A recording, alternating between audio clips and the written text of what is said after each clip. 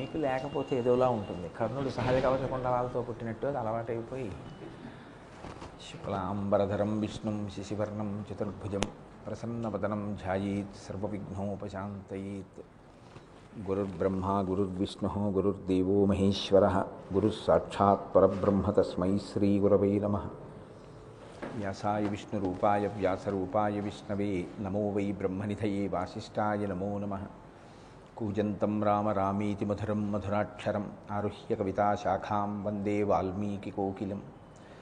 శృతిస్మృతిపురాణానాం ఆలయం కరుణాలయం నమామి భగవత్పాదశంకరం లోకశంకరం.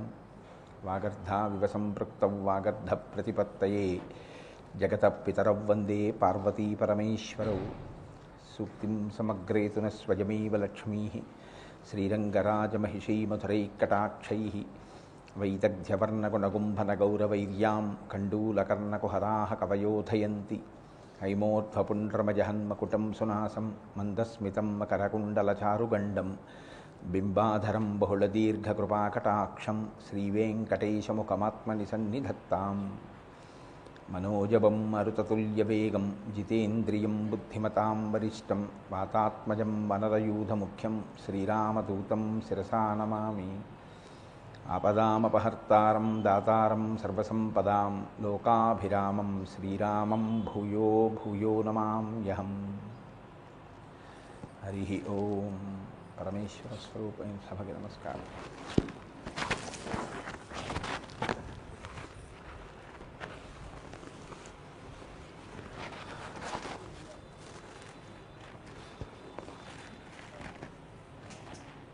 ఈరోజు ఉదయం శ్రీకాళహస్తీశ్వర శతకం మీద మీతో నేను కొన్ని మాటలు విజ్ఞాపన చేస్తాను అని నిన్న అన్నాను. ఉదయం వేళలో కాళహస్తీశ్వర శతకం గురించి 4 మాటలు చెప్పాలి అనే సంకల్పం కలగడానికి కారణం, సాయంకాలం వేళలో షట్పది ప్రవచనం చేస్తున్నాం కనుక షట్పదిలో జగద్గురువులు ప్రతిపాదించినటువంటి విషయమునందు మరింత పూనిక కలిగించగలిగినటువంటి శక్తి కాళహస్తీశ్వర శతకమునకు ఉన్నది.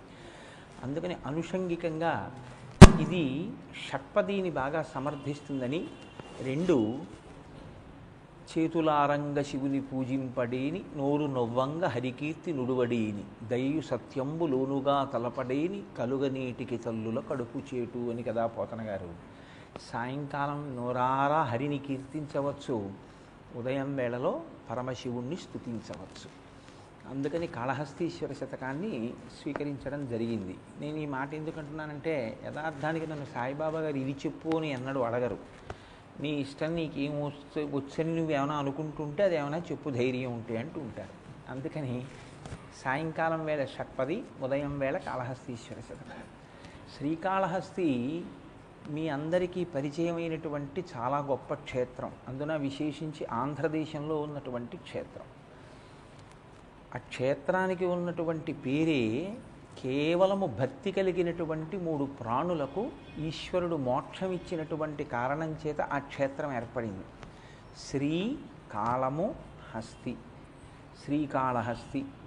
సాలెపురుగు, పాము, ఏనుగు, ఈ 3 కూడా ఈశ్వరుణ్ణి అర్చించడానికి యోగ్యమైనటువంటి స్థితి కలిగిన ఉపాధులు ఉన్న ప్రాణులు కౌ. ఈశ్వరార్చన చెయ్యడానికి, జ్ఞానమును పొందడానికి అనువైనటువంటి ఉపాధి కేవలము మనుష్య ఉపాధి. కానీ అటువంటి అవకాశం లేనటువంటి ఉపాధులయందు ఉన్న విశేషమైనటువంటి భక్తి తత్పరతతో బతికాయి కాబట్టి, ఈశ్వరుడి కోసం మరణించాయి కాబట్టి, ఈశ్వర సేవ గురించి మరణించాయి కనుక ఈశ్వరుడు వాటికి మోక్షం ఇచ్చాడు. అందుకే శంకర భగవత్పాదులు శివానంద లహరి చేస్తూ ఒక శ్లోకం అంటారు.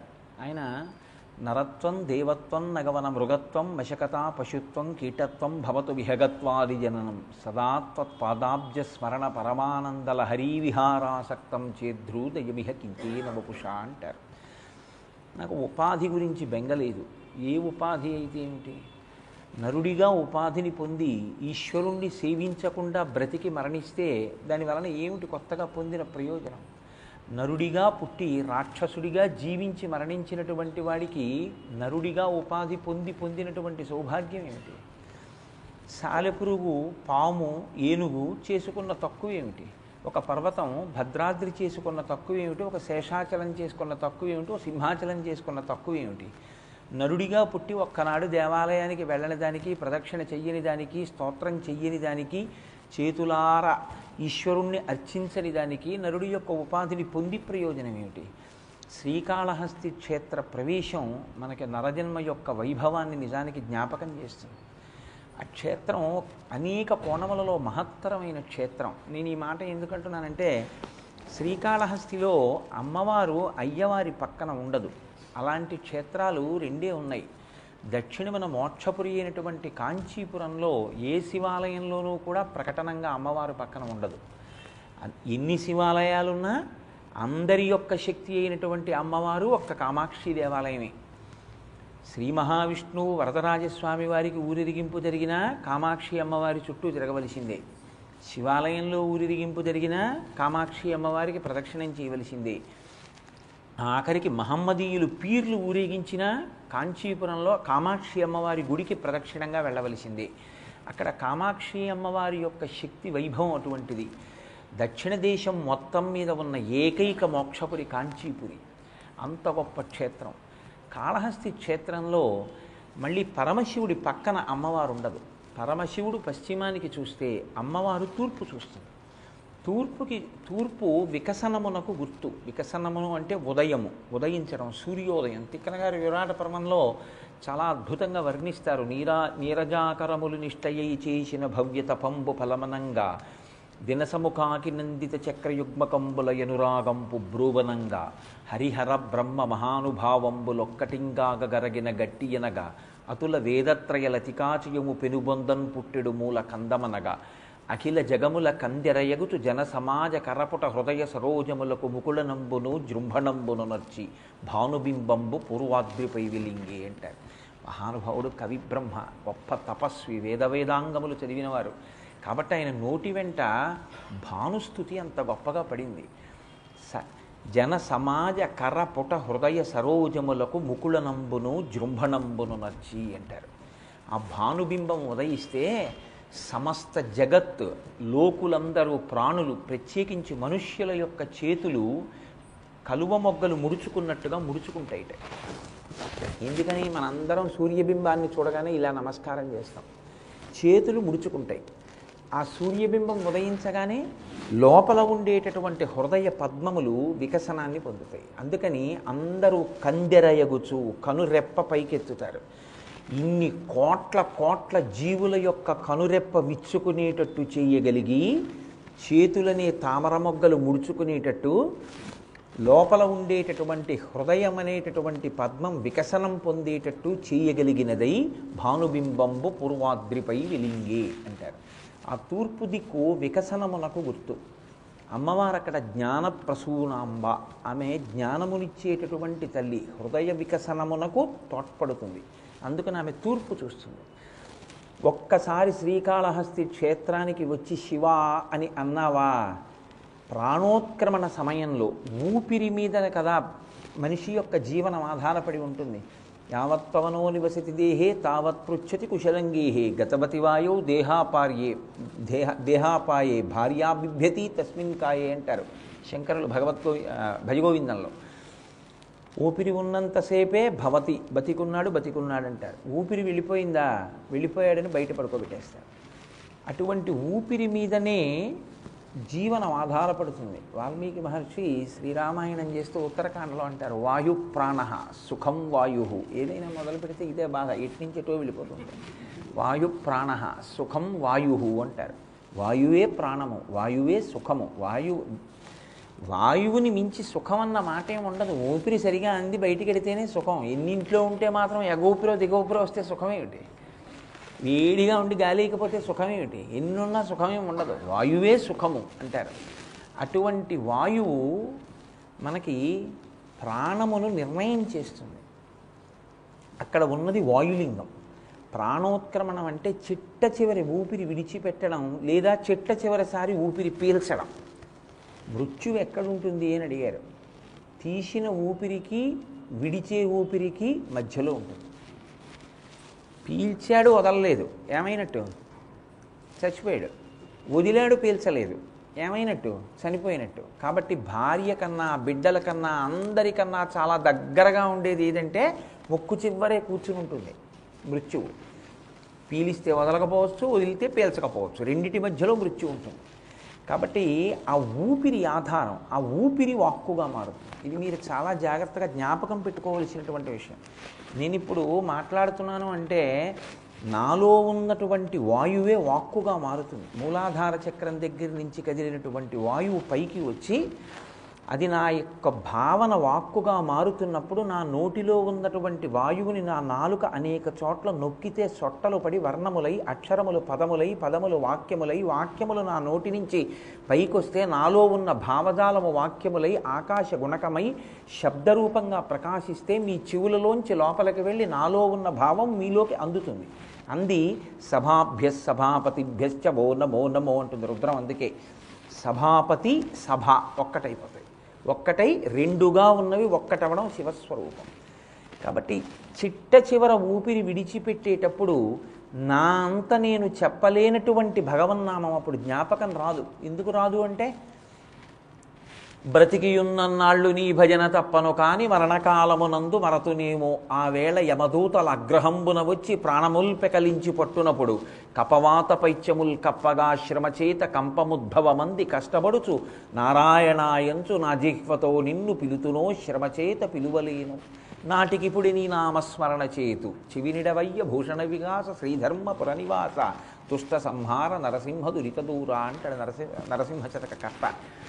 అప్పుడు అన్ని వేపుల నుంచి కపవాత పైత్యములు నొక్కేస్తుంటే నేను శివ నారాయణ అనగలనో అనలేను. ఓపికండగా నారాయణ అంటాను. వీడు అన్నాడు అని జ్ఞాపకం పెట్టుకోవడానికి చెవియొగ్గి వినవయ్యా నారాయణ అంటారు. అంటే భక్తి కలిగిన హృదయాలు అలా మాట్లాడాయి. చిట్ట చివరి ఊపిరి నీయంత నీవు వాక్కుగా మార్చుకొని శివ అంటూ వెళ్ళిపోగలవో వెళ్ళిపోలేవో. కాబట్టి నేనే నీలో ఉన్న ఆఖరి ఊపిరిని వాక్కుగా మారుస్తాను. మార్చి శివ అని నీతో అనిపిస్తాను. అనిపించి చిట్ట చివర శివ అంటూ వెళ్ళిపోయాడు అన్న పుణ్యం నీ ఖాతాలో వేసి నిన్ను నాలో చేర్చుకుంటానని వాగ్దానం చేశాడు. అందుకని అది వాయులింగం. అందుకే ఇప్పటికీ అక్కడ ఉన్నటువంటి శివలింగం దీపమునందు మీరు దర్శనం చెయ్యాలి. దీపంలో వెలిగేటటువంటి ఆ జ్యోతి ఎప్పుడు కదులుతూ ఉంటుంది.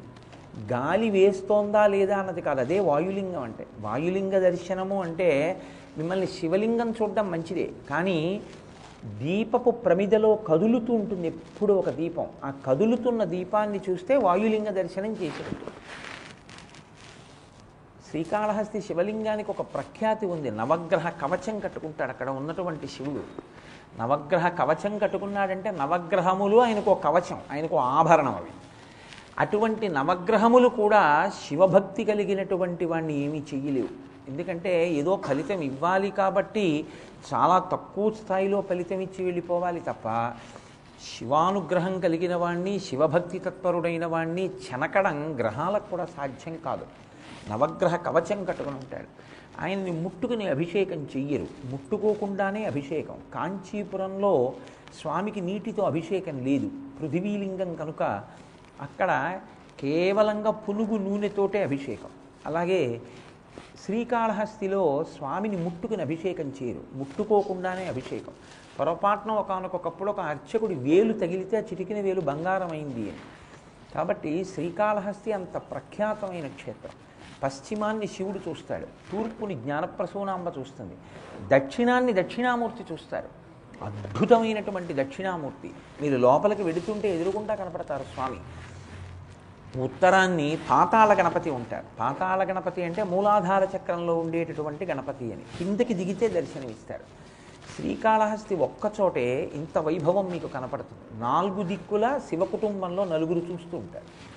అటువంటి శ్రీకాళహస్తి క్షేత్రంలో మీరు గమనించదగిన గమ్మత్తు ఇంకొకటి ఉంది. శ్రీకాళహస్తి అంతరాలయంలో శివలింగం ఉంటుంది. కొండ మీద శివుడు ఉండడు, కన్నప్ప ఉంటాడు. తన భక్తుడైన వాణ్ణి కొండ మీద కూర్చోబెట్టి పరమేశ్వరుడు కింద కూర్చున్నాడు. అంటే భక్తుడైన వాణ్ణి ఎంత నెత్తి మీద పెట్టుకుంటాడో చూపించడానికి శ్రీకాళహస్తి ఒక నిదర్శనం. అటువంటి కాళహస్తి క్షేత్రం. సరే, నేను ఇంక ఈ శ్రీకాళహస్తి వైభవము అని మొదలెట్టాను అనుకోండి, అలా వెళ్ళిపోవడం మొదలు పెడుతుంది ఇంకా ప్రసంగం. అందుకని కాళహస్తీశ్వర శతకం కదా అని చెప్పాలి. అందుకని శ్రీకాళహస్తి క్షేత్ర వైభవమునందు అత్యంత గొప్పగా పెనవేసుకుపోయిన మహానుభావుడు ఒకడున్నాడు. ఆయనే ధూర్జటి. సాహితీ సమరాంగణ సార్వభౌముడు, లలిత కళాప్రియుడు, కవి పండిత పోషకుడు, విద్వత్కవి అని పేర్గాంచినటువంటి శ్రీకృష్ణదేవరాయల వారి ఆస్థానంలో ఉన్న అష్టదిగ్గజాలలో ఒకడు. అటువంటి ధూర్జటి కాళహస్తీశ్వర శతకం చేశారు. శతకములు లోకంలో చాలా ఉన్నాయి. శంకర భగవత్పాదుల చేసినటువంటివి కూడా 100 శ్లోకాలతో కూడిన ఉన్నాయి. సౌందర్యలహరి, శివానంద లహరి. కానీ ఆయన వాటిని శతకములు అనలేదు, లహరులు అన్నారు. సరే, అవి ఎందుకు లహరులు వేరు విషయం అనుకోండి, అవి ప్రవాహములు. ఇవి శతకములు. శతకము అంటే 2 ఒడ్లున్నది అని మీరు గుర్తుపెట్టుకోవాలి. ఎప్పుడు ఒక నది ఉందనుకోండి, 2 ఒడ్లు ఉంటాయి. ఇటొక ఒడ్డు ఉంటుంది, అటొక ఒడ్డు ఉంటుంది. మీకు ఈత వస్తే ఇటువైపు నుంచి నదిలో దిగి ఈత కొట్టుకుని మీరు అటువైపు ఎక్కియచ్చు. అలా ఎక్కేయగలిగి మీరు దాటగలిగితే అది 2 ఒడ్లుతో మీరు ఇటు నుంచి అటుకు వెళ్ళగలిగింది. ఒకసారి మీరు తెలిసి కానీ తెలియక కానీ కాలు పెడితే ఇక మీరు ఈదడం అన్నది లేకుండా, ఒడ్డు చేరడం అన్నది లేకుండా మిమ్మల్ని తన ప్రవాహంలో తీసుకెళ్ళిపోగలిగిన శక్తి ఉంటే లహరి. అది ఆనంద లహరి, శివానంద లహరి. శంకర భగవత్పాదులు అన్నారు, ఈ ఒడ్డు నుంచి ఆ ఒడ్డుకి వెళ్ళడానికి ఈత కొట్టేది కాదు, ఇందులో కాలు పెట్టి ఈడ్చుకుపోతుంది. ఎక్కడికి ఈడ్చుకుపోతుంది? కొట్టుకుపోయేవాడు ఏడుస్తాడు ప్రాణం కోసం, ఇందులో కొట్టుకుపోయేవాడు సంతోషంతో తేలిపోతాడు, అబ్బబ్బబ్బబ్బా అంటాడు. ఎందుకని? అది ఆనందలహరి, శివానందలహరి. అమృతత్వాన్ని పొందుతావు ఇందులో కాలు పెడితే. అందుకని ఆయన పేరు పెడితే అలా ఉంటుంది శంకర భగవత్పాదులు. రెండో దానికి అంబానందలహరి అనలేదు ఆయన, సౌందర్యలహరి అన్నారు. సరే, అది మళ్ళీ ఇప్పుడు బాబు అందులో వెళ్ళి మళ్ళీ సౌందర్యలహరి ఇవన్నీ ఎందుకంటే అలా విడిచి మళ్ళీ కాళహస్తీశ్వర శతకంలోకి వచ్చే ప్రయత్నం చేయండి. శతకములలో శ్రీకాళహస్తీశ్వర శతకమునకు ఒక ప్రత్యేకించి ప్రతిపత్తి ఉంది. ఎందుచేత నేను ఈ మాట అంటున్నానంటే, సాధారణంగా ఈశ్వరుణ్ణి స్తోత్రం చేస్తారు. శ్రీకాళహస్తీశ్వర శతకం అటువంటిది కాదు. ధూర్జటి ఒకసారి కూర్చుని రచన చేసినట్లుగా మీకు అనిపించదు కాళహస్తీశ్వర శతకం చెప్తే. ఆయన అనేక సందర్భములలో ఆయనకి కష్టం వచ్చినప్పుడు, సుఖం వచ్చినప్పుడు, విసుగు వచ్చినప్పుడు, ఆయనకి బాధ కలిగినప్పుడు, సంతోషం వచ్చినప్పుడు, ఇన్ని రకాలైనటువంటి సందర్భాల్లోనూ ఆయన శివుడి దగ్గరికి వెళ్ళి మాట్లాడుకున్నాడు. ఇది చాలా చాలా గొప్ప గుణం. మనకి ఎలా ఉంటుందంటే, మన పూజామందిరం అని ఒకటి ఉంటుంది. అక్కడికి వెళ్ళి మనంత నట చక్రవర్తులు, నట సామ్రాట్లు ఉండరు. ఎందుకు నేను ఈ మాట అంటున్నానంటే, ఆ అరగంటే భగవంతుడి దగ్గర నిజాయితీ, మిగిలిన 23.5 గంటలు మన ఇష్టం వచ్చినట్లే మనం ప్రవర్తిస్తాం. నిజంగా మళ్ళీ ఆ గడప దాటి లోపలికి వెళ్ళాలంటే సిగ్గుపడిపోవాలి. నిన్న నీ పనులు చేసి వాడు సర్వజ్ఞుడు, అన్నీ తెలుసు నేనేం చేశాను. నేను వెళ్ళి దీపం పెడితే కన్నిచ్చినందుకు ఏం చూసావు, నేను వెళ్ళి పువ్వు వేస్తే చెవులు ఇచ్చినందుకు ఏం విన్నావు నిన్న అని అడుగుతాడే, నేనేం చెప్పను అన్న భయం ఉంటే పూజామందిరంలోకి వెళ్ళగానే ముందు ఏం చేస్తామంటే, ఈశ్వరా నిన్నను మళ్ళీ ఇలా చేశానయా అని ముందు క్షమార్పణ చెప్పుకుంటాం పూజ స్వీకరించమని. అది విగ్రహం అంటే గొడవే లేదు, మనం ఏం చేసినా ఒప్పుకుంటుంది.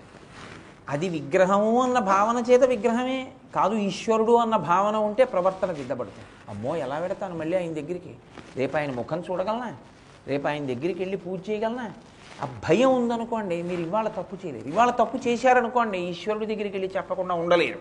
ఇవాళ క్షమించమని అడిగారనుకోండి, ఎన్నాళ్ళు అడుగుతారు అలా? రోజు వెళ్ళి ఈశ్వర మళ్ళీ తప్పు చేశాను క్షమించనగలరా? ఓ రోజు అంటారు, నేను ఆ తప్పు చెయ్యకుండా ఉండలేకపోతున్నాను, నన్ను ఈ బలహీనత నుంచి గట్టెక్కించు, నేను గెలవలేకపోతున్నానంటారు. అంటే ఇప్పుడు మీ బలహీనత ఏదో మీరు పట్టుకున్నారు, అది మీ బలంగా మారుతుంది. ఈశ్వరుడికి చెప్పుకుంటారు, అది నిజమైన పూజ. శ్రీకాళహస్తీశ్వర శతకంలో ధూర్జటి ప్రక్రియ అది. ఆయన రాజుల్ మత్తులు వారి సేవ నరకప్రాయంబు అన్నాడు ఒక పద్యంలో. కృష్ణదేవరాయలు వారు వినరా పద్యం? వింటాడు. కాళహస్తీశ్వర శతకం రాసావుట ధూర్జటి, ఏది చెప్పు పద్యం అంటే, ఓ పద్యం మీ దగ్గర చెప్పేది కాదండి ఏమైనా అనుకుంటారంటాడా? ఏది చెప్పంటే అష్టదిగ్గజాలు కాదు, నిండు సభలో లేచి నిలబడి రాజుల్ మత్తులు వారి సేవ నరకప్రాయంబు అని చదువుతాడు. చదివితే, ఓ నేను పెట్టిన అన్నం తిని ఈ పద్యం రాశావు అని వీడి కుత్తుక కత్తిరించండి అని రాయలవారంటే సిద్ధపడున్నాడు ధూర్జటి. ఒకవేళ నా కుత్తుక దాని చేత కత్తిరింపబడితే కత్తిరింపబడుగాక. ఆయనకి ఏ కష్టపడిందో మనసు శివుడికి చెప్పుకున్నాడు, రాజుకి చెప్పుకోలేదు. నేను శివుడికి చెప్పుకున్నది నా నిజాయితీతో చెప్పుకున్నాను, నీ చెప్పుకున్నది నువ్వు అడిగావు, నీకు చెప్పాను. నీకు బాధ అనిపిస్తే నా కుత్తుక కత్తిరిస్తే మళ్ళీ శివుడికే చెప్పుకుంటాను నా ఊపిరిపోయే ముందు. అంటే లోపల అంత కరడు కట్టిన భక్తి. అందుకే ఆయన ఏమీ దాచుకోలేదు. ఈ శరీరం అంతా కాయలు కాసిపోయింది, వేశ్యలు గిల్లితే అయినా నా కామం తీరలేదన్నాడు. రోషీరోజదు కామినీ జనుల తారుణ్యోరు సౌఖ్యంబులన్ బాసీబాయదు పుత్రమిత్రధన సంపద్భ్రాంతి వంచాలతల్ కోశీ కోయదు నామనంబకట నీకున్ ప్రీతిగా సత్క్రియలు చేసీ చేయదు దీని తుళ్ళనచవే శ్రీకాళహస్తీశ్వర అన్నాడు. ఇన్ని సందర్భాల్లో లోపలికి వెళ్ళి ఒక్కొక్క పద్యం చెప్తే ఆణిముత్యాలు. ఆలంచున్ మెడకట్టి దీనికి అపత్యశ్రేణి కల్పించి తద్బాలవ్రాతమునిచ్చిపుచ్చుకొను సంబంధంబు కావించి అంటాడు ఒక పద్యంలో. మహానుభావుడు ఏమనుభవించాడు రా జీవితాన్ని, ఎంత తాత్విక దర్శనం చేశాడనిపిస్తుంది. ఏ పద్యమైనా సరే ఒకే మూసలో ఉండదు కాళహస్తీశ్వర శతకంలో. అన్నీ ఈశ్వరుణ్ణి ఏదో స్తోత్రం చేస్తున్నట్టు ఆయన వైభవాన్ని మెచ్చుకోవడం కోసం చేసినవి కావు. నిజాయితీతో ఏ రోజుకు ఆ రోజు శివుడి దగ్గరికి వెళ్ళి కూర్చుని ఆయన చెప్పుకున్నాడు. ఆ చెప్పుకున్నప్పుడు ఒక్కొక్క రోజు ఒక్కొక్క విషయం చెప్పుకున్నాడు. ఆ చెప్పుకున్నప్పుడు ఆయనలో ఉన్నటువంటి ఆనందం, బాధ అన్నీ వ్యక్తమయ్యాయి. సంగీతంలో అన్నమయ్య కీర్తనలు ఎలా ఉంటాయో కాళహస్తీశ్వర శతకంలో ధూర్జటి చెప్పుకున్న బాధలు అలా ఉంటాయి. ఉన్నారు అటువంటి నిజాయితీ కలిగిన భక్తులు. నరసింహ శతకంలో నరసింహ శతక కర్త అలా చెప్పుకున్నారు. ప్రత్యేకించి ధూర్జటి అత్యద్భుతం కాళహస్తీశ్వర శతకం. అందులో ఆయన ప్రత్యేకించి ఒక పద్యాన్ని చేస్తారు. ఇవాళ అందున ప్రత్యేకించి సోమవారం కదా, కాబట్టి అటు తిరిగి ఇటు తిరిగి నేనేదో వేదిక మీదకి వచ్చే వరకు ఇది చెప్దామని నేనేం అనుకుని రాను. ఎందుకంటే చెప్పేవాడిని నేనైతేగా, చెప్పించేవాడు ఒకడు ఉన్నాడు. పలికెడిది భాగవతమట పలికించు విభుండు రామభద్రుండట నే పలికిన భవహరమగునట పలికెద వేరుండు గాథ పలుకగనేలా. 100 పద్యాల్లో ఒక పద్యమే పలికించడా నా తండ్రి నాతో. ఆ ధైర్యం. సోమవారం కదా, పూనికనిస్తూ ఒక మాట అంటాడు ధూర్జటి ఒక చోట. పవి పుష్పంబగు అగ్నిమంచగు ఆకూపారం భూమిస్థలంబగు శత్రుండతిమిత్రుడు విషము దివ్యాహారమౌ నిన్నగా అవనీమండలి లోపలన్ శివ శివేచ్ఛాభాషణోల్లాసకిన్ శివ నీ నామము సర్వవస్యకరమౌ శ్రీకాళహస్తీశ్వర అని పిలిచాడు. ఆయన సంబోధించి చేశాడు. ఎక్కడో కూర్చుని చెప్పడం కాదు, ఎదురుగుండా కూర్చున్నాడు శివాలయంలో. శ్రీకాళహస్తీశ్వర అన్నాడు. లేదా మానసికంగా కూర్చున్నాడు అంతరాలయంలో. ఇప్పుడు ఆయన ఎవరికో చెప్పట్లేదు, ఎవరి మెప్పు కోసమో చెప్పట్లేదు, కాళహస్తీశ్వరుడికే చెప్పుకుంటున్నాడు. స్వయంగా శివుడికి చెప్పుకుంటున్నాడు. శ్రీకాళహస్తీశ్వర, ఓ శ్రీకాళహస్తి క్షేత్రమునందున్నటువంటి విభుడా అని పిలిచి పవి పుష్పంబగు. దీన్ని ధృతి అంటారు. ధృతి అంటే అచంచల విశ్వాసం. ఈ విశ్వాసమునందు తిరుగుండదు. ఎంత విశ్వాసం అంటే వాళ్ళకి నమ్మి తీరుతారు. మూక పంచశతిలో మూకశంకరులు ఒక మాట అంటారు, అమ్మా తెలిసో తెలియకో నిన్ను కాని ఒక్కసారి పూజ చేశాడా అటువంటి వాడు మళ్ళీ పుట్టడం అంటే ఎటువంటిదో తెలుసా తల్లి? సముద్రమునందు బండ తేలడమే. అలా ఆ పూనిక కొంతమందికి ఉంటుంది. అది భక్తి బాగా పరిఢవిల్లగా అటువంటి విశ్వాసము నిలబడుతుంది. ఈ భక్తి అనేటటువంటిది అనేక రకాలుగా ఉంటుంది. ప్రారంభంలో ఏదో ఒక పూజామందిరంలో కూర్చుని మొదలు మంచిదే, అది తప్పని అంటే ఇంక ఎప్పటికీ పూజ అన్నది నడవదు. కానీ భక్తి యొక్క చిట్ట చివరి స్థితి, జ్ఞానము యొక్క ఆవిర్భావ స్థితి ఒక్కచోటే ఉంటాయి. విరాట పర్వంలో దీన్నే తిక్కన గారు ప్రస్తావన చేస్తారు. హరిహరమూర్తి ఆయనకి ప్రత్యక్షమైనప్పుడు జ్ఞాన మార్గం ఎక్కడ మొదలవుతుందో భక్తి మార్గం అక్కడ పూర్తవుతుంది. ఈ రెండు సంగమించడమే మోక్షమునకు హేతు అవుతుంది. భక్తి పండితే జ్ఞానము ఆవిర్భవిస్తుంది. కాబట్టి భక్తి పండడం అంటే ఏది చేస్తున్నా సంతతము ఈశ్వరుడు జ్ఞాపకానికి రావడం. సంతతము జ్ఞాపకం రావడం అంటే అలా ఎలా జ్ఞాపకానికి వస్తుంది అని మనకు అనుమానం. భగవాన్ రమణులు ఒక మాట అంటూ ఉండేవారు. ఒక పనిపిల్ల కడుపుకి అన్నం కోసమని యజమాని ఇంటికి వచ్చి గదులు తుడుస్తుంది, బట్టలు ఉతుకుతుంది. ఆమెకు ఒక పసిపిల్ల పుట్టింది. ఆ పసిపిల్లని ఇంట్లో విడిచిపెట్టి వచ్చింది. యజమాని ఇల్లు తుడుస్తోంది. ఆమె భావన ఏముంటుంది?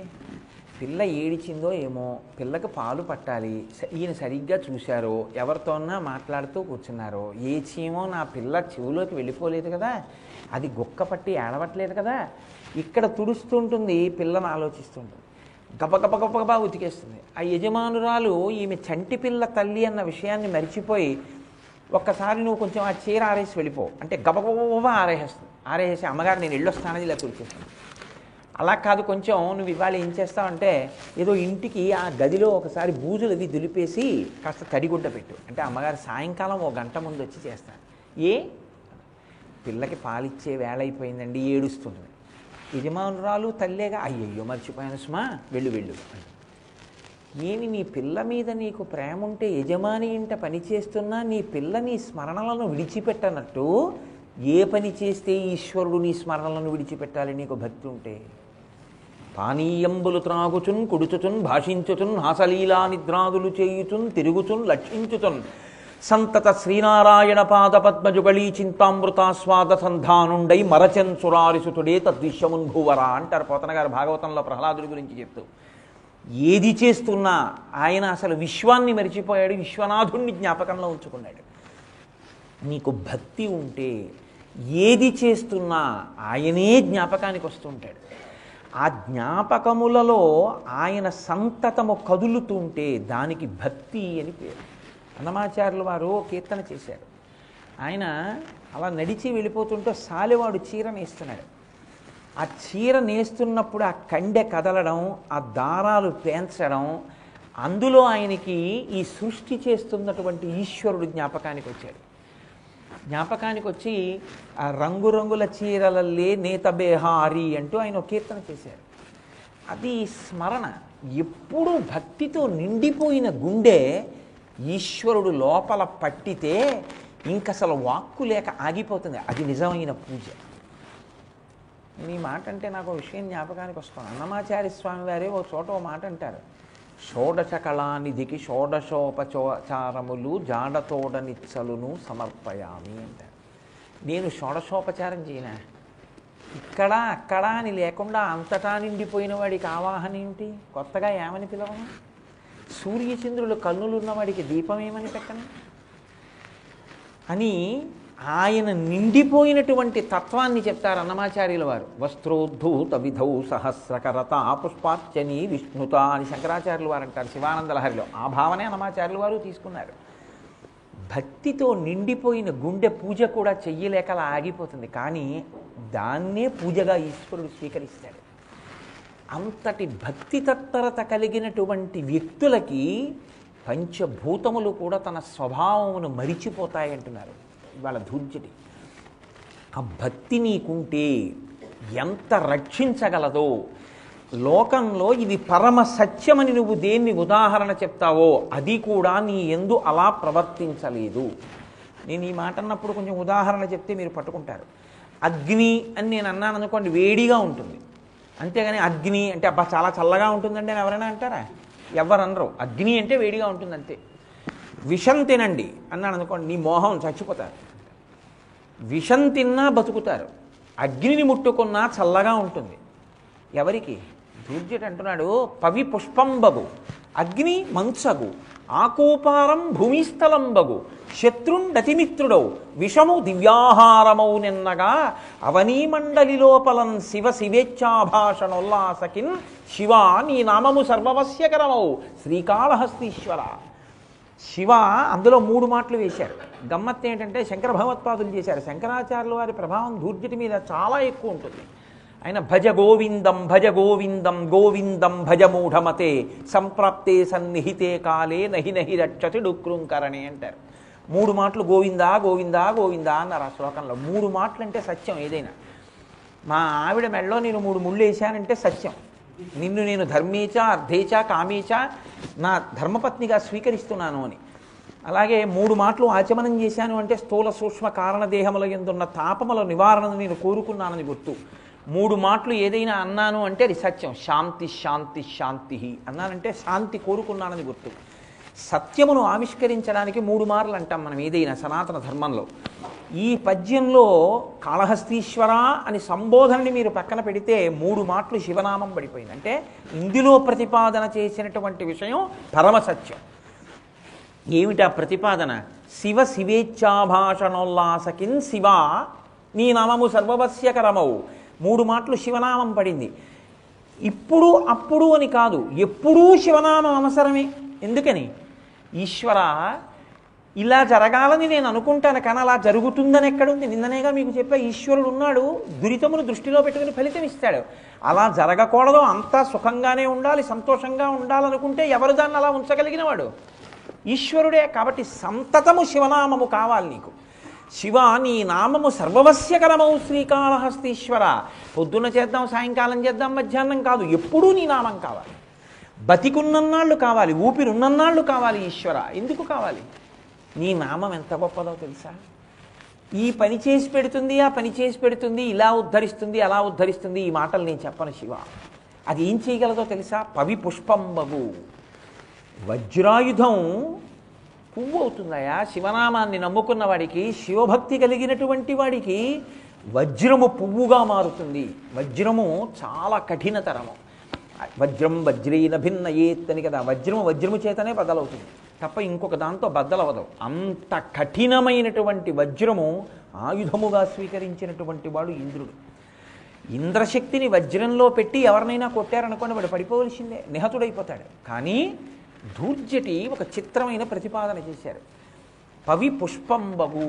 పువ్వు పెట్టి కొట్టారనుకోండి చాలా సంతోషం కదా. పువ్వులు పెట్టి కొట్టేవాడు ఒక ఆయన ఉన్నాడు లోకంలో, మన్మధుడు, పంచబాణుడు కదా. అందుకని కానీ ఈయన పువ్వులు పెట్టి కొట్టేవాడు కాడు, వజ్రం పెట్టే కొడతాడు. కానీ వజ్రం పెట్టి కొడితే పువ్వు పెట్టి కొట్టినట్టు ఉంటుందన్నారు. ఎవరికి? ఎప్పుడూ శివనామమును నమ్మిన వాడికి, ఎప్పుడూ శివనామము చేసేవాడికి. అలా అయిందా ఎక్కడైనా? అలా ఉదాహరణ ఉందా? ఇంద్రుడు వజ్రం పెట్టి కొడితే పువ్వు తగిలినట్టు ఉందండి అన్నవాడు ఎవడైనా ఉన్నాడా పురాణాల్లో? అలా ఉంటే వాడు అమ్మో, ఆ శివభక్తి గురించి ధూర్జటి చెప్పింది పరమసత్యం సుమండే అని మనకి పూనిక కలుగుతుంది కదండి. ఇప్పుడు పూనిక కలగడం అన్న మాటకు అర్థాన్ని మీరు బాగా దృష్టిలో పెట్టుకోవాలి. ప్రవచనము అన్నది దేనికి వచ్చిందో తెలుసా అండి? వచనం అంటే మాట్లాడడం. గద్యము పద్య అని 2 ఉంటాయి. పద్యము గద్య అని. గద్ అంటే మాట్లాడడం, గద్య అంటే వచనం కింద ఉంటుంది. పద్యము అంటే ఛందోబద్ధంగా ఉంటుంది. పద్యము ధారణాయోగ్యమై ఉంటుంది. అంటే మీరు జ్ఞాపకం పెట్టేసుకోవచ్చు. గద్య ధారణాయోగ్యము కాదు, చాలా కష్టం అది. ఏవో మాట్లాడుకుంటే గద్య కింద చెప్తారు దాన్ని.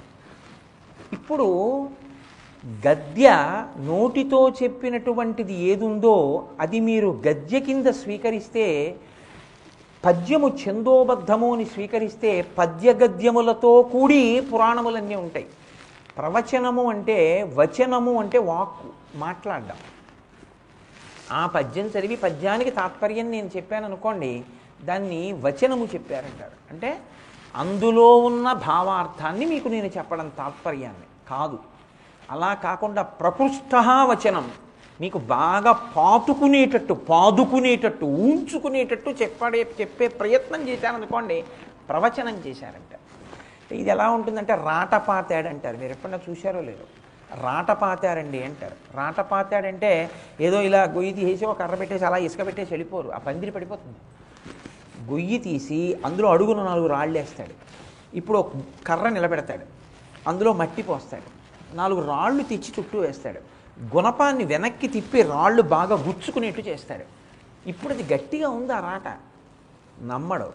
తాను ఒకసారి ఊపుతాడు, ఊపి చూస్తాడు, తాను పాటిన రాత తనకే ఊగలేదు. ఇప్పుడు అంటాడు రాట బాగా పాతానంటే. తాను కదలకుండా ఊంచుకునేటట్టు ఒక రాట పాతడం ఎలా ఉంటుందో ప్రవచనం అన్నది అలా ఉండాలని చెప్తోంది శాస్త్రం. అవతల వారి మనసుల యందు నువ్వు అనుకున్న భావము ప్రవేశించేటట్టు త్రికరణ శుద్ధిగా నువ్వు కష్టపడి చెప్పగలిగితే దానికి ప్రవచనం అని పేరు. ప్రకృష్ట వచనం. ఇప్పుడు పద్యము ప్రకృష్ట వచనం కావాలి అంటే ధూర్జటి యొక్క నమ్మకాన్ని మీరు తీసుకొచ్చి చెప్పగలగాలి. ఆ నమ్మకం అప్పుడు మీకు కూడా ఏర్పడుతుంది. అప్పుడు ధూర్జటి భావన మీకు అందుతుంది. అందితే ఆయన ఏమన్నాడో అది మీకు అందితే మీరు ఆయన భావం అవుతారు. అయితే మీరు ఈశ్వరానుగ్రహాన్ని పొందుతారు. అందుకొస్తాయి శతకాలు. కాబట్టి ఇప్పుడు ఆయన పవి పుష్పంబగు అన్నాడు. ఇంద్రుడు కొట్టిన వజ్రాయుధం, ఇంద్రుడి చేత విడువబడిన వజ్రాయుధం పువ్వులా తగిలింది. ఎవరికైనా అయిందా అలాగా? ఎన్నో సందర్భాలు ఉన్నాయి, కానీ అన్ని సందర్భాలు చెప్తూ కూర్చునే సందర్భం కాదు కదా. కాబట్టి ఒక్క సందర్భం చెప్తే పట్టుకోగలిగిన ప్రాజ్ఞులు మీరు. శ్రీరామాయణంలో సుందరకాండలో ఒక శ్లోకం ఉంది, వాల్మీకి మహర్షిది. రావణాసురుడు నిద్రపోతుంటే ఆయన యొక్క వైభవాన్ని కీర్తిస్తూ ఒక మాట అంటారు. ఐరావత విషాణగ్రైరాపీడన కృతైవ్రణౌ వజ్రోల్లిఖిత పీనాం సౌవిష్ణు చక్ర పరీక్షితౌ అంటారు. ఆ పడుకు నిద్రపోతున్నటువంటి రావణాసురుని యొక్క చేతుల మీద చిన్న చిన్న మచ్చలు ఉన్నాయి. ఆయన చాలా గర్వంగా చెప్పేవాట, చూపించి ఏదో గోల్డ్ మెడల్స్ చూపించినట్టు చూపించేవాడు. ఏమిటో తెలుసా ఇది? ఐరావత విషాణగ్రై, టీకా మచ్చ ఉన్నట్టే ఆయనకి మచ్చ ఉండేది. ఇది నేను ఇంద్రుడితో యుద్ధం చేస్తున్నప్పుడు ఐరావతం నన్ను కుమ్మింది దంతంతో, ఇదిగో ఈ మచ్చబడింది. అప్పుడు నువ్వేం చేసావు? ఐరావతం కుమ్మితే బతకడమే. ఐరావతాన్ని ఆ దంతాలు పట్టుకుని గిరగిరా దిప్పి అవతల మారేశాడు. ఆయన కొడుకో ఇంతకన్నా ఘనుడు. ఆయన యుద్ధం చేసి పడుకున్నాడు. ఇంకా ఉత్తరాఖండలో ఇంద్రజిత్ వచ్చి లేపాడు. నాన్న లే, ఇంటికి వెళ్ళిపోదాం అన్నాడు. ఇంకా యుద్ధం అవ్వలేదు కదరా, బడలిపోయినందుకు వచ్చి పడుకున్నాను, ఇంటికి వెళ్ళిపోదాం అంటావు ఏమిటన్నాడు. నాన్న ఇంద్రుడిని తీసుకెళ్ళి లంకలో బంధించేశాను నాన్న, ఇక్కడెందుకు అక్కడే పడుకుందువు కానీ రా అన్నాడు. అందుకని అంత సునాయాసంగా గెలిచాడు కాబట్టి ఇంద్రజిత్ అయ్యాడు. అగస్త్యుడు చెప్తాడు రామచంద్రమూర్తితో ఉత్తరాఖండలో ఇంద్రజిత్ ఎంత ప్రమాదకార్యం. కాబట్టి ఐరావత విషాణాగ్రై రాపీడన కృతైవ్రణౌ వజ్రోల్లిఖిత పీనాంసం విష్ణుచక్ర పరీక్షితవు అని చెప్పారు మహర్షి. ఇంద్రుడు వజ్రం పెట్టి కొడితే, ఇదిగో చూసావా ఇక్కడ చిన్న మచ్చబడింది. ఏమి వజ్రం పెట్టి కొడితే చిన్న మచ్చపడ్డం ఏమిటి? శరీర ధర్మం కాబట్టి తప్ప ఏదో నేను ఉంగరం చాలా కాలం పెట్టుకుంటే ఉంగరం మచ్చపడ్డట్టు, అదే పనిగా పుష్పహారం వేసుకుంటే మెడలో పుష్పహారం మచ్చపడ్డట్టు వజ్రం పెట్టి కొడితే మచ్చపడ్డం ఏమిటండి? ఆయన శివభక్తి అటువంటిది. ఏ సామాన్యమైన శివభక్తి తత్పరుడు కాడు. ఎక్కడికి వెళ్ళినా తనతో పాటు శివలింగాన్ని పట్టుకెళ్ళి అర్చన చేసేవాడు. ఉత్తరాఖండలో కార్తవీర్యార్జునుడితో యుద్ధం రావడానికి అదే కారణం. ఆ నర్మదా నది ఒడ్డును పెట్టి పూజ చేస్తున్నాడు. ఆయన 1000 బాహువులతో ప్రవాహాన్ని అడ్డాడు. అది పైకి వచ్చి శివలింగాన్ని పైకి ఎత్తేసింది. కోపం వచ్చి కార్తవీర్యార్జునుడితో యుద్ధానికి వెళ్ళాడు. అది రాజసభక్తి. కానీ ఆయన భక్తి ఉంటుంది, ఒక్కొక్కసారి శివుణ్ణి ధిక్కరిస్తూ ఉంటాడు. అందుకే కదా కైలాస పర్వతం మీదకి వెళ్ళద్దురా పుష్పక విమానం మీద, వెళ్ళదు పుష్పక విమానం. కింద పార్వతీ పరమేశ్వరులు ఉన్నారంటే నా పుష్పకం వెళ్ళకపోతే ఎలాగ నేను లోపలికి ఎడతానన్నాడు. అప్పుడు కదా నందీశ్వరుడు యొక్క శాపాన్ని పొందాడు. అంత భక్తిగా నువ్వు మాట్లాడతాడు. కదా నిలింప నిఝరీ నికుంజకోటరే వసన్ విముక్త దుర్మతి సదాచరస్తమంజలిం వహన్ విముక్తలోలలోచనల్లలాటపాల లగ్నక శివీతి మంత్రముచ్చర సదాసుఖీ భవామ్యాం అగర్వ సర్వమంగళా కళా కదంబ మంజరీ రసప్రవాహ మాధురి విజృంభణా మధువ్రతం స్మరాంతకం పురాంతకం భవాంతకం మఖాంతకం అని స్తోత్రము చేస్తాడు. ఈశ్వర, నేను గంగానది సైకతంలో కూర్చుని అలా చూస్తుంటే నాకు ఎప్పుడయ్యా 3 నేత్రములతో ఉన్నటువంటి పరమశివ దర్శనం అవుతుంది. పుట్టపర్తి నారాయణాచార్యుల వారు కూడా ఇదే మాట అడిగారు. రావణకృతమైనటువంటి శివస్తోత్రంలో కదా నిలింప నిర్జరీ నికుంజకోటరే వసన్ విముక్త దుర్మతి సదా శిరస్తమంజలిం వహన్ అన్న శ్లోకం ఏదుందో అదే పద్య రూపంలో ఆయనది కూడా వచ్చింది. నేను ఎన్నడూ నా 2 చేతులు తల మీద పెట్టి నమస్కరిస్తానో, నిరంతరము నా హృదయమునందు నిలబడి ఉండేటటువంటి ఆనందస్వరూపుడమైన చంద్రశేఖర, ఎన్నడూ 3 నేత్రములు కలిగిన మహాదేవాన్ని దర్శనం చేసి పొంగిపోతానో అని ఆయన కోరుకున్నారు. కాబట్టి అటువంటి దర్శనాన్ని అపేక్షించి పరమశివభక్తుడైనటువంటి రావణాసురుణ్ణి వజ్రాయుధం ఏం చేయగలిగింది? ఏమైనా చేయగలిగిందా? ఆయన గుణాన్ని ఆయన దోషాన్ని పక్కన పెట్టండి, ఆయన భక్తిని స్వీకరించండి. ఎక్కడ ఎంత అవసరమో అక్కడ అంత అవసరం. మహర్షి అంతటి వారే ఎక్కడ రావణాసురుడి తేజస్సు గొప్పదో అక్కడ ఆ తేజస్సు చాలా గొప్పదని చెప్పారు. మనకెందుకు భేషజం? హనుమ అంతటి వారు రావణాసురుణ్ణి చూస్తే అహోరూప మహోధైర్య మహోసత్వ మహోద్యుతి అహోరాక్షసరాజస్య సర్వలక్షణయుక్తత అన్నారు. ఏమి హనుమ కన్నా మనకేమి గొప్పవాళ్ళం ఏం కాదుగా. అటువంటి వారు చూడగానే ఏమి తేజస్సు, ఏమి ద్యుతి, ఏమి కాంతి, రోమకోపంలోంచి కొడుతోంది రావీడి, ఎందో అధర్మం లేకపోతే 3 లోకములను శాసించగలిగిన వాడన్నారు. అంతటి తేజస్సు ఎక్కడిది? ఆయన చేసిన తపస్సు, ఆయన శివభక్తి. కాబట్టి పవి పుష్పంబగు, నమ్ముతారా? శివనామం చెప్పిన వాడికి, శివభక్తి కలిగిన వాడిని ఇంద్రుడి యొక్క వజ్రాయుధం కూడా ఏమీ చేయలేదు. అగ్ని మంచగు, అగ్ని కాలుస్తుంది, దాని ధర్మం. తెలియక ముట్టుకున్నానండి ఊరుకోదు. నాకు స్నేహితుడు ఉండేవాడు, ఆ స్నేహితుడి భార్య మరుగుపాలు అక్కడ పెట్టి ఫోన్ వచ్చిందని మాట్లాడడానికి వెళ్ళింది.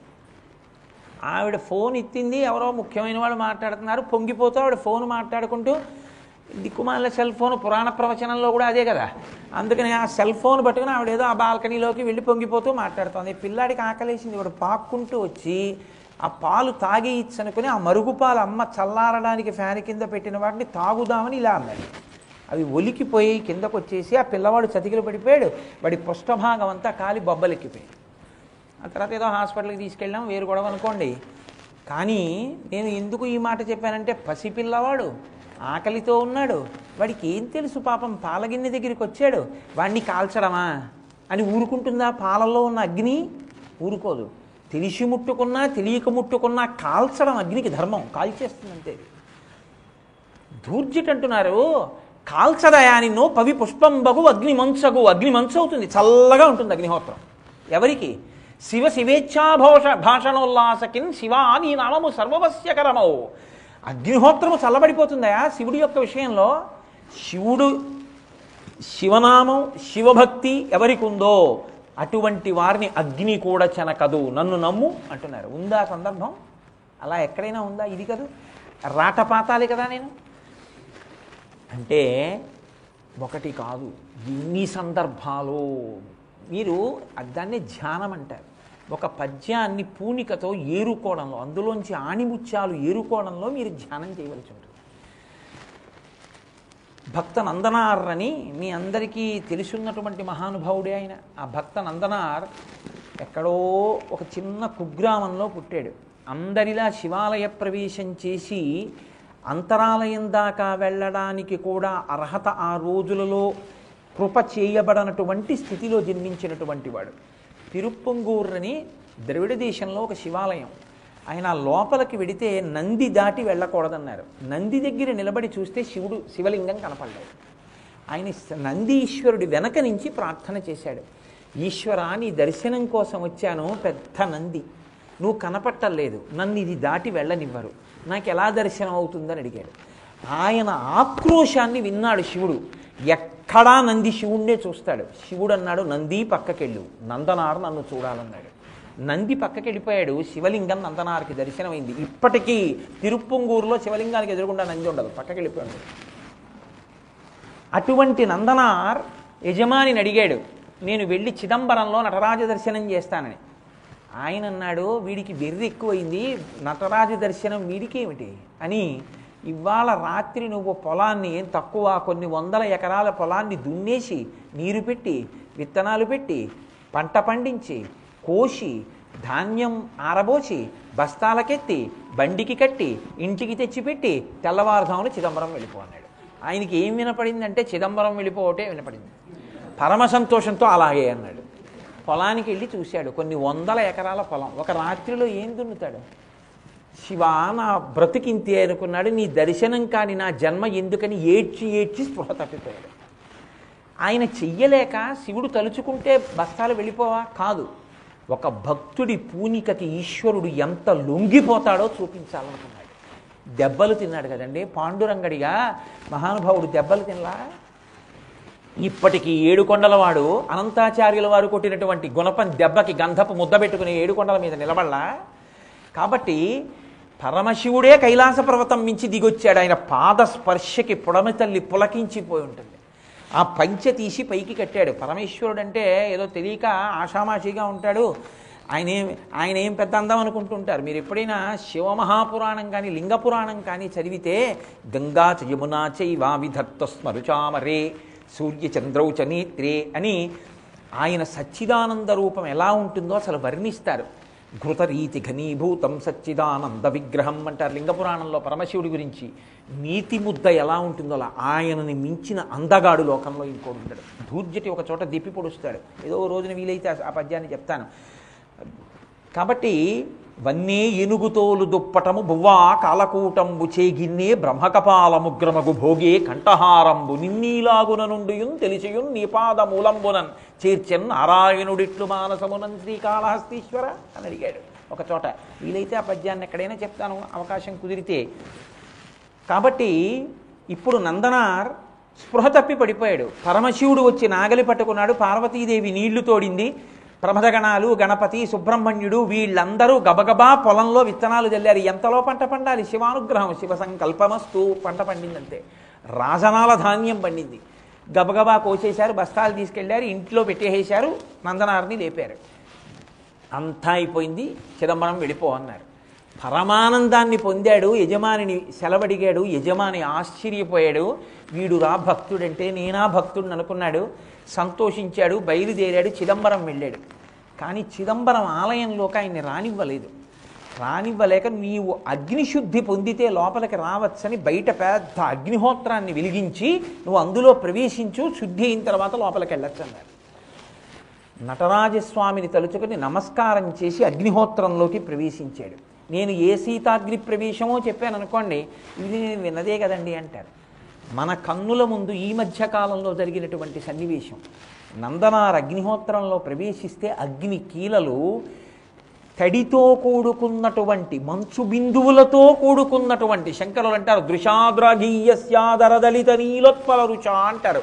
దరదళిత నీలోత్పల రుచ, బాగా విచ్చుకున్నటువంటి ఆ తామర పువ్వు ఎలా ఉంటుందో అలా దరదళిత నీలోత్పల రుచ, లోపల మంచు బిందువులతో ఉంటుంది, ఇంకా చల్లగా ఉంటుంది. చల్లటి పూలదండలుగా మారిపోయి అగ్ని కీలలు నందనార్ మెళ్ళలో పడ్డాయి, పుష్పహారాలుగా మారిపోయాయి అగ్ని కీలలు. అప్పుడు ఆయనకి నటరాజ దర్శనం చేయించారు. నటరాజుని చూసి పరవశించి నమస్కరించాడు. ఆయనలోని దివ్య తేజస్సు నటరాజస్వామిలో కలిసిపోయింది. పవి పుష్పంబగు అగ్ని మంచగు, ఏమనుమానమా? అగ్ని మంచు కాలా, చల్లబడిపోలా? మంచు అంటే అక్కడ చల్లతనం, చల్లటి పుష్పహారం కాలా? శివ శివేచ్ఛాభాషణోల్లాసకిన్ శివాని నామము సర్వవస్యకరమవు.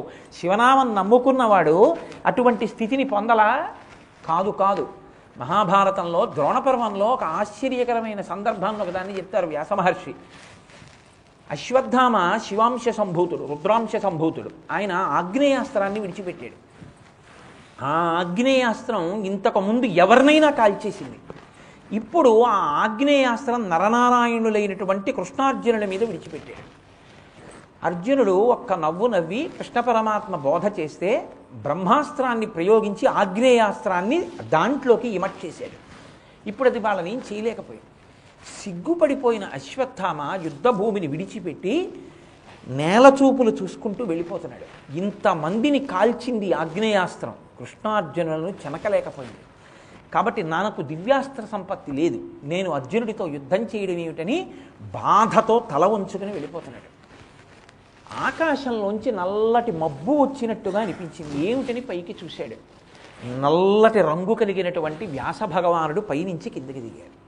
ఆయన పాదములకు నమస్కారం చేసి అడిగాడు, అయ్యా నేను ఆగ్నేయాస్త్ర ప్రయోగం చేస్తే ఇంతకుముందు ఎందరో మరణించారు, దేవతలు కూడా పడిపోయారు, కానీ కృష్ణార్జునులను కనీసం చెనకలేదు ఆగ్నేయాస్త్రం, ఎందుకు చెనకలేదని అడిగాడు. అడిగితే వ్యాసుడు కూర్చోబెట్టి అన్నాడు, ఇప్పుడు నేను అవన్నీ ఎందుకు, అందులో ముఖ్యమైన విషయాన్ని చెప్తాను.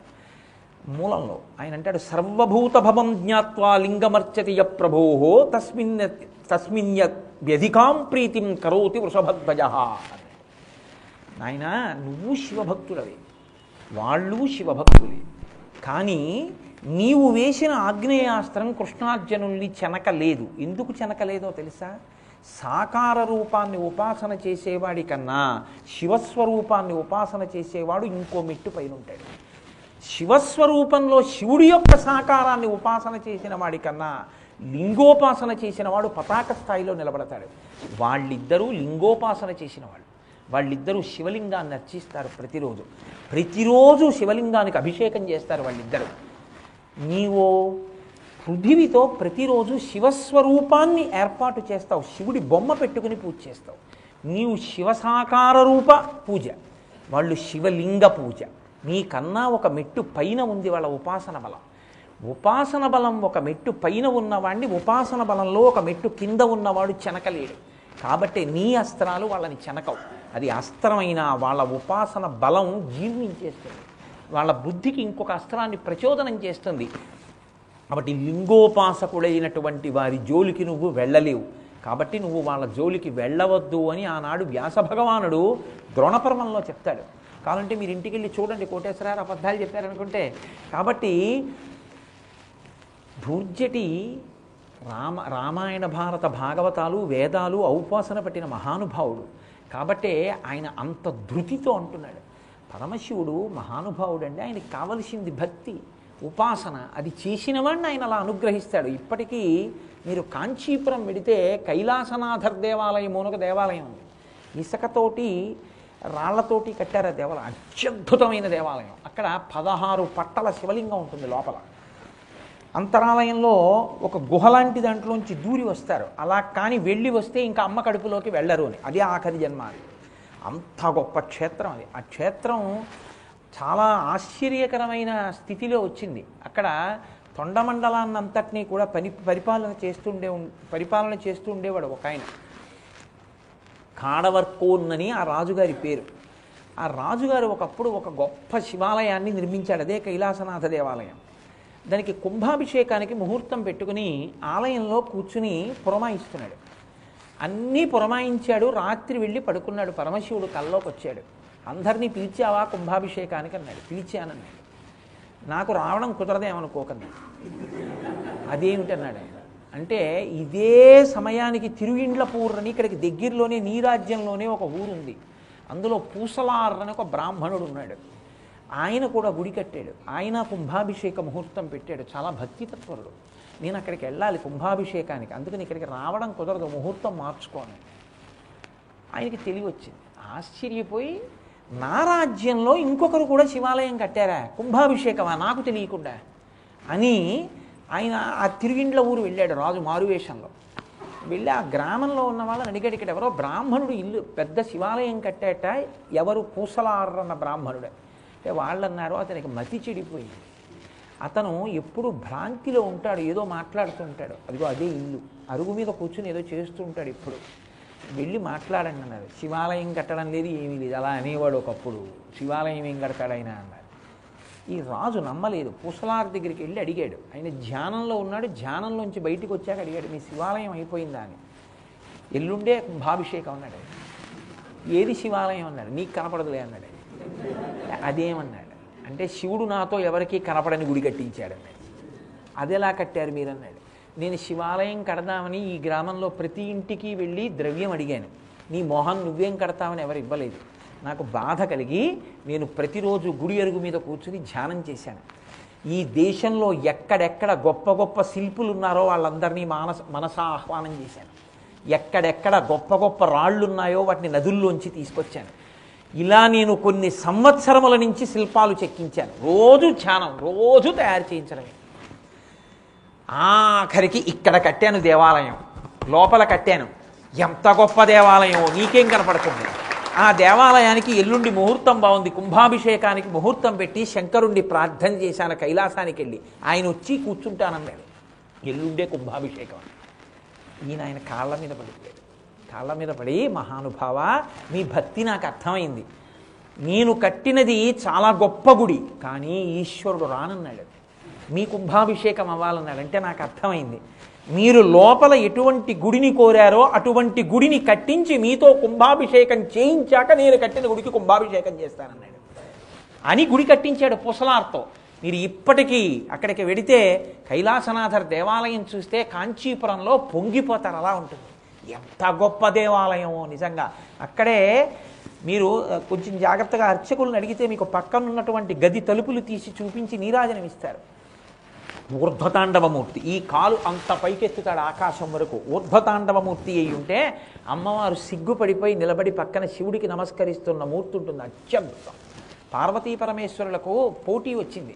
నువ్వు గొప్ప నేను గొప్ప నాట్యంలో. ఆవిడది లాస్యం, ఆయనది నృత్యం. ఇద్దరూ చేస్తున్నారు. ఆవిడ కాళీ స్వరూపంతో చేస్తోంది, ఈయన శివస్వరూపంతో చేస్తున్నాడు. ఎంతసేపు చేసినా ఈయన ఏ భంగిమ పెడితే ఆవిడ ఆ భంగిమ పెట్టింది. శివుడికి ఆగ్రహం వచ్చింది. ఆఖరికి ఈమె నటరాణి అవుతుందా ఏమి అని అక్కడ ఉన్నటువంటి కుంకుమ పాత్రలోకి బొటనవేలు ముంచి ఒక్కసారి కాలు పైకెత్తి పార్వతీదేవి లలాటమునందు బొట్టు పెట్టి కాలు ఆకాశం మీదకి తిప్పి నిలబడ్డాడు. వామనమూర్తి ఆనాడు పాదం ఎత్తినట్టు నిలబడితే పార్వతీదేవి చూసింది కాళికా స్వరూపంతో. ఎంత గొప్ప నాట్యం చెయ్యగలిగినా పురుషుడిలా కాలు అలా ఆకాశం మీదకి పైకెత్తి స్త్రీ నిలబడలేదు, నిలబడకూడదు కూడా. కాబట్టి సిగ్గుపడిపోయి ఆవిడ నమస్కారం చేస్తూ నిలబడితే ఆయన నటరాజుగా పట్టాభిషేకం పొందాడు చిదంబరంలో. అది పక్క గదిలో ఉంటుంది వేరే. మీరు అడిగితే తీసుకెళ్ళి నీరాజనం ఇచ్చి చూపిస్తారు అర్చకులు కాంచీపురంలో. అద్భుతం ఆ క్షేత్రం నిజంగా.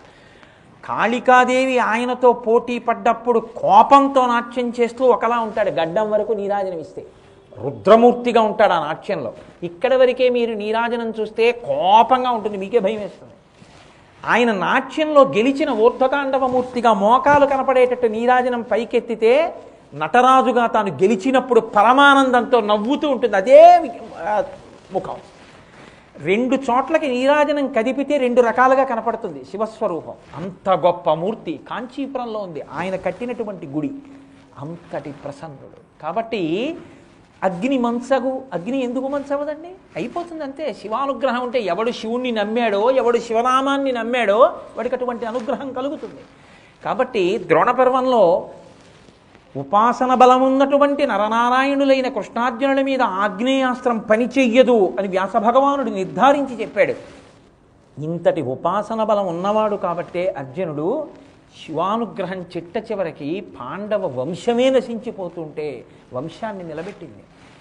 ఉత్తరాగర్భంలో ఉన్నటువంటి శిశువు తప్ప పాండవులకు పుట్టినటువంటి పిల్లలందరినీ అదే అశ్వత్థామ చంపేశాడు. కురుక్షేత్రం అయిపోయింది, రాజ్యం వచ్చింది, కానీ పరిపాలించడానికి వంశాంకురాలు లేవు. మిగిలిపోయినటువంటి వాడు ఎవరైనా ఉంటే ఒక్క అర్జునుడి కోడలైనటువంటి ఉత్తర యొక్క గర్భంలో మిగిలిపోయినటువంటి పరీక్షిత్ పిండ రూపంలో ఉన్నాడు. అభిమన్యుడు మరణించాడు కాబట్టి ఇప్పుడు ఆ ఒక్క శిశువే పాండవ వంశానికి అంకురం. అతను కూడా ఏమైనా అయిందా, ఇంకా పాండవులకు వంశం లేదు. అటువంటప్పుడు ఆ పిండం బయటికి రాకూడదని బ్రహ్మశిరోనామకాస్త్రాన్ని ప్రయోగించాడు అశ్వత్థామ. అది కడుపులోకి వెళ్ళిపోయింది. కడుపులోకి వెళ్ళిపోయి అగ్నిహోత్రాన్ని వెదజల్లుతోంది. ఆ వేడికి పిండం ఉడికిపోతోంది. చిత్రం ఏమిటంటే ఉత్తర రథం ఎక్కుతున్నటువంటి కృష్ణుడి దగ్గరికి వెళ్ళి పాదం పట్టుకుంది. ఇది భక్తి అన్న మాటకు అర్థం. మీరు గట్టిగా పట్టుకోవాల్సి ఉంటుంది. మీరు ఎవరి కాళ్ళ మీద పడండి, ఈశ్వరుడు ఆ రూపంలో అనుగ్రహిస్తున్నాడని నమ్మాలి తప్ప ఇంకొక కృతజ్ఞత పెంచుకుని ఈశ్వరుణ్ణి విస్మరించకూడదు. ఇప్పుడు ఒక కాలు రథం మీద పెట్టాడు, చేత్తో ఇలా దండి పట్టుకున్నాడు, 2వ కాలు పైకెత్తబోతున్నాడు కృష్ణుడు. ఉత్తర పరిగెత్తుకెళ్ళి ఆ కాలు పట్టుకున్నది చెల్లెలి కోడల బంధుత్వం చెప్పింది. ఇది మీకు ఈశ్వరుడితో ఉండవలసిన అనుబంధం. నోటితో చెప్పేస్తాం మనం, పితేవ పుత్రస్య సఖేవ సకుహు అని భగవద్గీతలో అర్జునుడు చెప్పుకుంటాడు. అలా త్వమేవ మాతా చ పితా త్వమేవా త్వమేవ బంధుస్య సఖా త్వమేవా త్వమేవ విద్యా చ ద్రవిణం త్వమేవా త్వమేవ సర్వం మమ దేవదేవా. హృదయంలోంచి రావాలి ఆ మాట. నువ్వే తల్లి, నువ్వే తండ్రి. అమ్మా అయ్యయటంచు ఎవ్వరిని నేనన్నం శివా నిన్నేను సుమి, నీమది తల్లిదండ్రులటంచు చూడగా బోకు, నాకిమ్మె తల్లియు తండ్రియున్ గురుడు నీవే కాక సంసారపుం చిమ్మంచీకటి కప్పకొండ కనుమా శ్రీకాళహస్తీశ్వర అంటాడు దూర్జటి కాళహస్తీశ్వర శతకంలోనే ఒక చోట. నేను అమ్మా అని ఎవరినన్నా పార్వతీదేవిని, అయ్యా అని ఎవరినన్నా నిన్నే. నువ్వు వాళ్ళని పిలిచావు, నువ్వు అనద్దు, నేను నిన్నే అంటున్నాను. ఇది భక్తి అంటే. కాబట్టి ఆవిడ వెళ్ళి కృష్ణుడి పాదం పట్టుకుంది. చెల్లెలి కోడల బంధుత్వం చెప్పింది. నీ చెల్లెలి సుభద్ర కోడలనయ్యా నేను. నీ మేనల్లుడు శత్రువుల చేత హతుడయ్యను, నువ్వు మేనమామవి. మేనమామల ముద్దు మేలైన ముద్దు, తాతలకము తా ముద్దు తాను అబ్బాయి. అటువంటి మేనమామవి నువ్వు ఉండగా మేనల్లుడు చచ్చిపోయాడు అభిమన్యుడు. సంపుల్లారవిందలోచన, దెప్పి పొడిచింది తామర పువ్వుల్లా ఇంతంత కళ్ళు పెట్టుకున్నావు, నీకు తెలియదా ఎక్కడేం జరుగుతుందో? అంతర్బహిష్యతత్సర్వం వ్యాప్య నారాయణ స్థిత, ఎక్కడేం జరుగుతోందో తెలుసు. నా కడుపులోకి బ్రహ్మాస్త్రం వెళ్ళిందయా, పిండాన్ని చనకుతోంది. సంపుల్లారవిందలోచన, భల్లాగ్ని నడించి శిశువు బతికింపకదే. ఆ బ్రహ్మాస్త్రాన్ని ఉపసంహారం చేయించి నాలో ఉన్నటువంటి శిశువుని రక్షించవా అంది. అంతే. ఇక్కడున్న కృష్ణుడు ఇక్కడే ఉన్నాడు. ఏమి పద్యరచన చేశారండి పోతన గారు. సకల ప్రాణి హృదంతరాళముల భస్వజ్యోతి ఎయ్యుండు సూక్ష్మ కలుండచ్యుతుడ అయ్యడన్ విరటజాగర్భంబున చక్రహస్తకుడై వైష్ణవమాయ కప్పి కురు సంతానార్థియై అర్ధమై ప్రకట స్ఫూర్తి ననంచ ద్రోణ తనయ బ్రహ్మాస్త్రముండిలతో అన్నాడు. సకల ప్రాణి హృదంతరాళముల భస్వజ్యోతి అయ్యుండు సూక్ష్మకళ్ళుండు అచ్యుతుడయ్యడన్ ప్రతి హృదయంలోనూ కూడా నీవార సూకవత్తన్వి పీతాభాస్వత్యనూపమా అన్నట్టుగా ప్రకాశించేటటువంటి ప్రకాశ స్వరూపమైనటువంటి శ్రీ మహావిష్ణువు కృష్ణ భగవానుడు ఒక్కసారి ఇక్కడ ఉన్నవాడు ఇక్కడే ఉన్నాడు, ఉత్తరాగర్భంలోకి వెళ్ళిపోయాడు.